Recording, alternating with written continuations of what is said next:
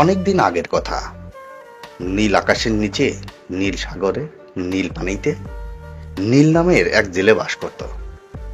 তার নাম নীল কেন রাখা হয়েছে তা কেউ জানত না, কিন্তু কাকতালীয়ভাবে নীল জেলের বেঁচে থাকার মাঝে প্রকৃতির কত নীলের সমাগম হয়েছিল।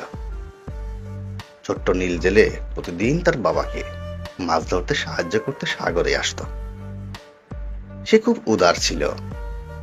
বাবার অলক্ষ্যে অনেক মাছকে সে পানিতে ছেড়ে দিত। বাবার জালে আটকে থাকা মাছগুলো দেখে তার অনেক কষ্ট হতো। কেমন ছটফট করতো ওগুলো। একদিন হলো কি, নীল জেলের বাবার জালে একটা কচ্ছপ আটকা পড়ল। কচ্ছপরা সবসময় ভান করে থাকতে পছন্দ করে।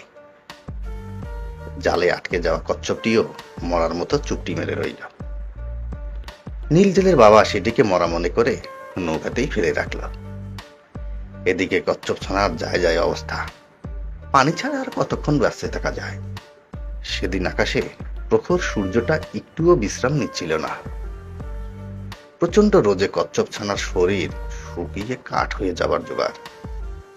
কচ্ছপ ছানা দুর্বল হয়ে গেলেও বুদ্ধির লোপ পায়নি। সে অনেকক্ষণ ধরে খেয়াল করছিল নীলের কাণ্ড কারখানা। সে বাবার জাল থেকে চুপ করে মাছ ছেড়ে দিচ্ছে, তাই সে মনে মনে চিন্তা করছিল কখন সে নীলের চোখে পড়বে। বাবার সাথে মাছ সংগ্রহ করতে করতে নীল জেলে হাঁপিয়ে উঠেছিল। একটু বিশ্রাম নিবে বলে বসলো, কিন্তু ভুল করে কচ্ছপ ছানাটির উপরেই বসে পড়ল। ছোট্ট কচ্ছপ অনেক কষ্টে নড়ে চড়ে উঠল। নীল ভয় পেয়ে গেল তার নিচ থেকে কে নড়ছে। উঠে বসতেই দেখলো সে একটা ছোট্ট কচ্ছপের উপর বসেছিল। কচ্ছপটির জন্য তার খুব মায়া হলো। সে কচ্ছপটিকে আদরের সাথে হাতে নিল। মনে করেছিল কচ্ছপটি মারা গেছে, কিন্তু কচ্ছপটি তার খোলসের ভিতর থেকে মাথা বের করল। তা দেখে নীলের আনন্দ কে দেখে, সে নাচতে লাগলো। নীল হঠাৎ নাচানাচি বন্ধ করে দিল, কারণ কেউ তাকে ডাকছে, কিন্তু কে সে তা বুঝতে পারছিল না। একসময় বুঝতে পারল তার হাতের থাকা কচ্ছপ ছানাটি তাকে ডাকছে। কচ্ছপটি মাথা বের করে কাঁদো কাঁদো হয়ে বলছে, ও ভাই ছোট্ট জেলে, আমাকে পানিতে ছেড়ে দাও না, আমি কচ্ছপদের কাছে ফিরে যাই। নীলের খুব মায়া হলো, সে তাকে পানিতে ছেড়ে দিল। সন্ধ্যাবেলায় নীল সাগরের মাঝে প্রচন্ড ঢেউ খেলতে লাগলো।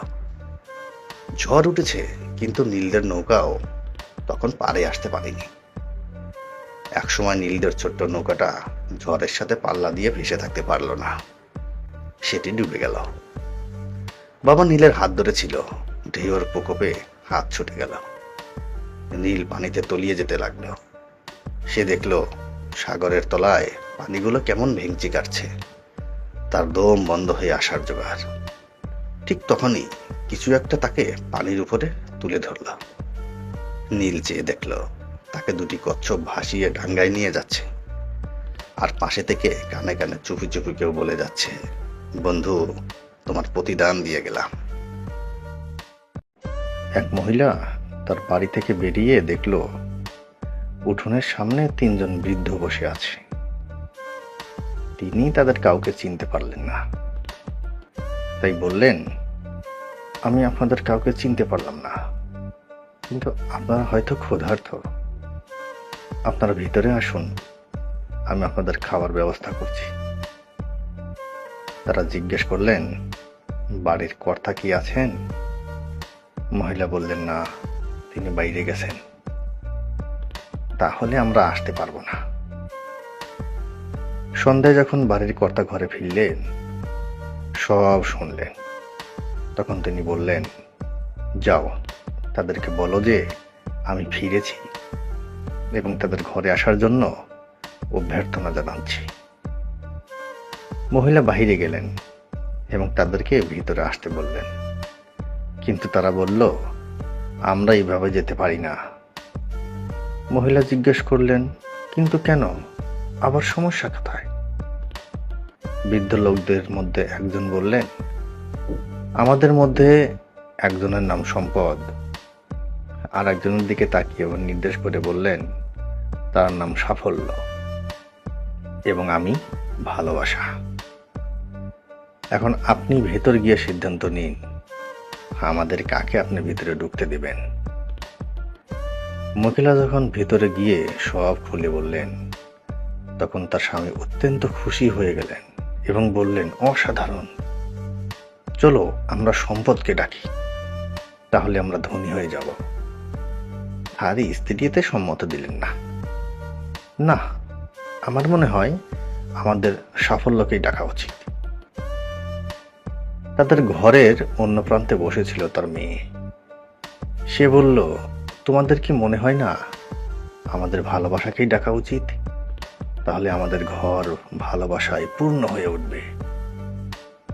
লোকটি বলল, ঠিক আছে, আমরা তাহলে আমাদের মেয়ের কথাই শুনব। তুমি বাইরে যাও এবং ভালোবাসাকে আমাদের অতিথি হিসেবে ডেকে নিয়ে আসো। মহিলাটি বাইরে চলে গেলেন এবং বললেন, আপনাদের মধ্যে ভালোবাসা কার নাম? অনুগ্রহিত করে তিনি ভিতরে আসুন, আপনি আমাদের অতিথি। ভালোবাসার নামে বৃদ্ধটি উঠে দাঁড়ালেন এবং বাড়ির দিকে হাঁটতে শুরু করলেন। বাকি দুজনে উঠে দাঁড়ালেন এবং তাকে অনুসরণ করতে লাগলেন।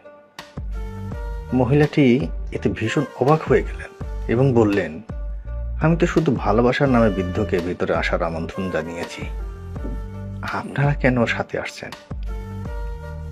বৃদ্ধ লোকেরা বলল, আপনি যদি সম্পদ আর সাফল্যকে আমন্ত্রণ করতেন তবে আমাদের বাকি দুইজন বাইরে থাকতাম, কিন্তু আপনি যেহেতু ভালোবাসাকে আমন্ত্রণ জানিয়েছেন, সে যেখানে যায় আমরা দুজনও সেখানেই যাই।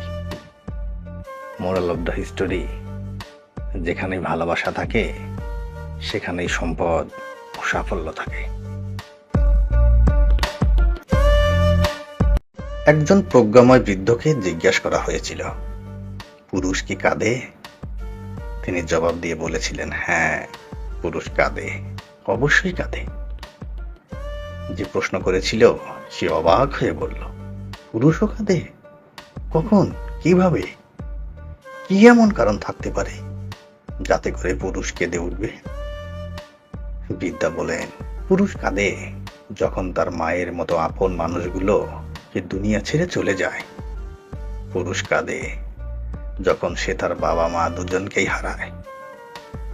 পুরুষ কাঁদে যখন তার সন্তান অসুস্থ হয়ে পড়ে। পুরুষ কাঁদে যখন সে তার মেয়ের বিয়ে দেয়। পুরুষ কাঁদে যখন তার অকৃতজ্ঞ একগুঁয়ে সন্তান তাকে সবার সামনে অপমান করে। পুরুষ কাঁদে যখন সে বুঝতে পারে সে কি ভীষণ অসহায়, জীবন যুদ্ধ তাকে কিভাবে গোলাম বানিয়ে রেখে দিয়েছে। পুরুষ কাঁদে যখন সে তার ভালোবাসার মানুষগুলোর ভরণ পোষণ করতে ব্যর্থ হয়, তাদের সামান্যতম শখগুলো সে যখন আর মেটাতে পারে না। পুরুষ কাঁদে যখন সে তার নিজের মা, মাটি আর দেশ থেকে অনেক দূরে থাকে, ভালোবাসার মানুষগুলোকে একটু ছুঁতেও পারে না, একটু আদরও করতে পারে না। হ্যাঁ, পুরুষ কাঁদে, সে তখনই কাঁদে যখন সে আঁধারের অতলে থাকে, যখন ঝুম বৃষ্টি নামে, যখন তার পাশে বালিশটা ছাড়া আর কেউ থাকে না। পুরুষের অশ্রু তার চোখের গর্ত থেকে বেরিয়ে আসে না, যা অন্য কেউ দেখে ফেলবে। পুরুষের অশ্রু বেরিয়ে আসে তার হৃদয়ের গহীন থেকে। কখনো সেটা একটা দীর্ঘশ্বাস, কখনো বিস্ময়ে হতবাক হয়ে তাকিয়ে থাকা। পুরুষের অশ্রুতে তার চামড়ায় ভাঁজ পড়ে, চুল দাড়ি পেকে যায়, তার দুহাত দুটো কেঁপে কেঁপে ওঠে। এতটুকু বলে সেই বৃদ্ধ আর নিজেকে ধরে রাখতে পারলেন না, নিজেই কেঁদে উঠলেন আর বললেন, হ্যাঁ রে মা, ঠিক এভাবেই পুরুষ মানুষ কেঁদে ওঠে, কাঁদতে থাকে।